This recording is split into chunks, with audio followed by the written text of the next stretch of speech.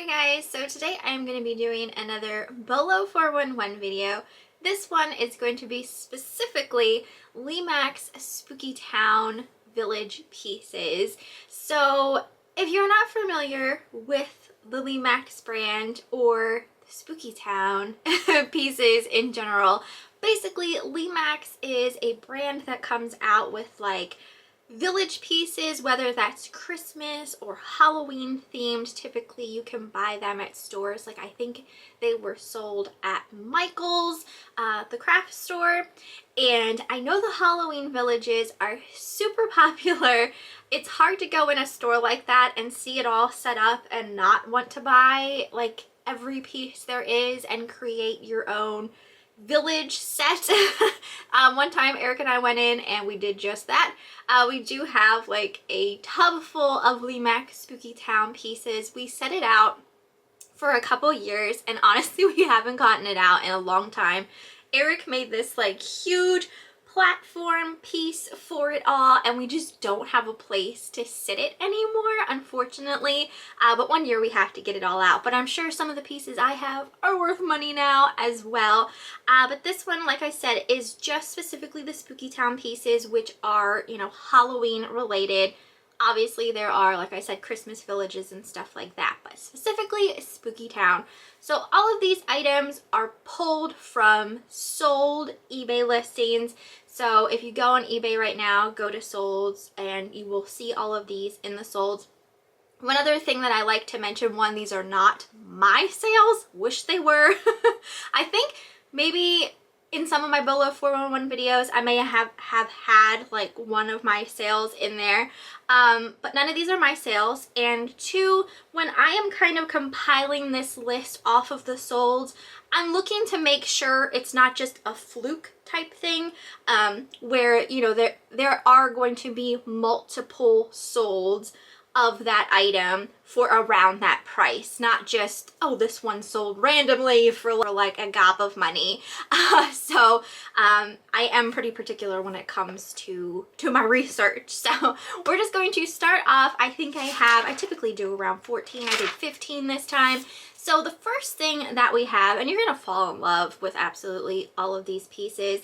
The first one is actually one of the Carnival rides. I would say out of the Lemax pieces, it seems like the Carnival amusement pieces seem to do pretty well. This one was the Octo Squeeze Carnival ride. Amazing. This sold for $550. So this is definitely a good one. Before I go on to the next, and I should have mentioned this at the beginning of the video, but when it comes to the village pieces, with Spookytown, with Lemax, with Department 56, what have you, one thing when you are finding them, make sure you're going over them looking for anything possibly missing, possibly broken. I see a lot of these village type pieces come up at auctions a lot, and a lot of the time they are broken in certain areas, or they'll be missing like a signpost or a flag or just some sort of little accessory that would have originally been attached to it. I'm sure you can sell ones with issues or maybe not working, that kind of thing, but definitely if you find one, look over it and then look over it again just to make sure that nothing is wrong with it, because a lot of these are just, they're so intricately done that, you know, it's very easy for something to, you know, break off and that type of thing. So just something to be careful about when you find them. The next piece was called the Graveside Diner, and that sold for $265. Next one we have is Hemlock's Nursery. So it was like a garden nursery that sold for $255. And there were like a lot of different pieces. A lot of the pieces that I'm showing are mainly like the actual buildings or, you know, amusement ride pieces, but there's also like just little tiny figures that you would set in amongst everything, and those sell as well. With my Bolo 411 videos, I like to share the priciest ones, and we kind of go down the list, and you will see that.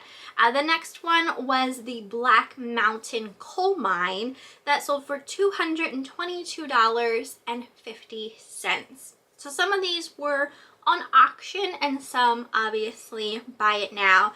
When it comes to listing these, what I would do personally is, if there are none currently listed, and I do this with anything, not even necessarily would be the Lemax Spookytown, but with anything, if you don't see any of a particular piece that you are listing currently listed, that's when I typically do an auction on items.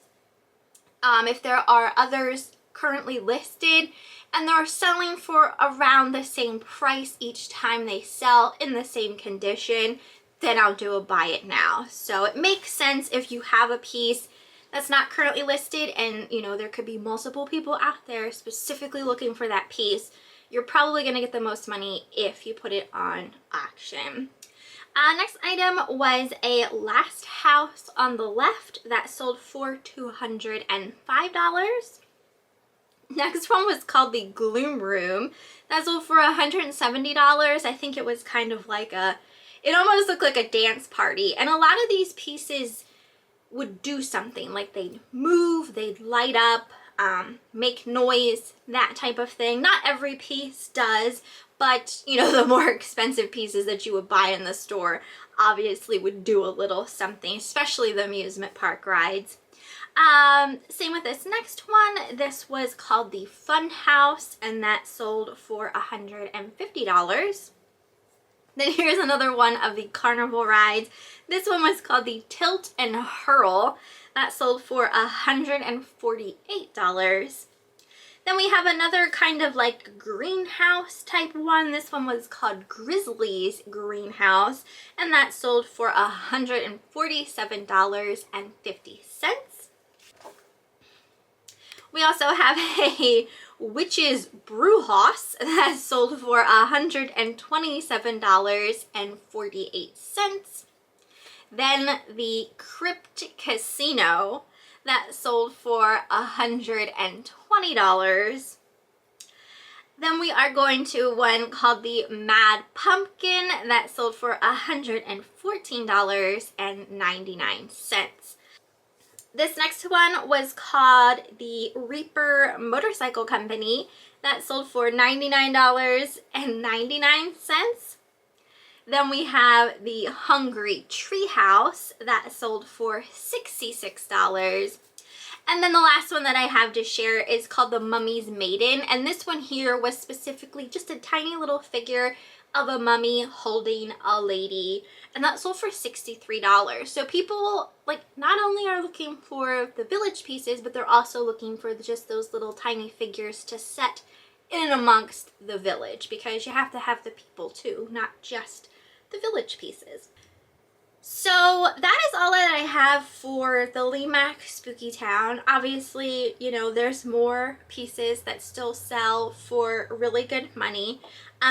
Another thing to keep an eye on, as far as if you come across a piece like this and you're going to list it and you're doing research on, you know, what other people have theirs listed for and what they sold for, don't just look at the title and the price.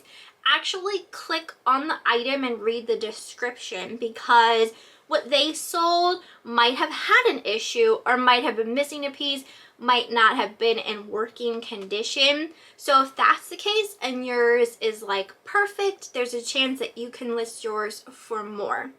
So definitely keep that in mind. I know some people, I think, don't go that extra step to look at someone's description. They just assume they're selling theirs in the same condition of whatever, you know, you're selling yours for, and that's not always the case. So there's, you know, always a chance that you could get a little more for something.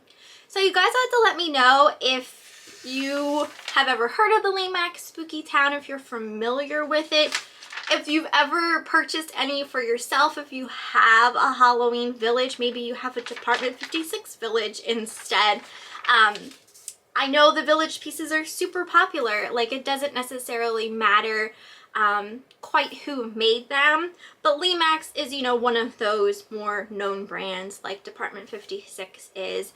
So I can definitely do more Bolo 411 videos of these types of things. Maybe I could do a Department 56 one or a Christmas Village one, maybe closer to Christmas. I wanted to do this Halloween one because I've actually been selling some Halloween stuff, and you're seeing Halloween stuff out in the store, so people are currently looking for Halloween items. I just had Eric go to our storage unit because we have a Lemax Spookytown train, Halloween train, that I need to get listed. So I'm gonna have him look it over, make sure it works and everything else before we get that listed. But this is why I kind of like had the idea to do the Lemax Spookytown as a Bolo 411. So let me know what you guys thought down in the comments. If you ever have any kind of suggestions for Bolo 411 videos, let me know because I'd be happy to do them for you. I love doing the research because it's not only, as I say, helping you guys, but I am learning stuff as well. So hope you enjoyed it, and I will see you next time.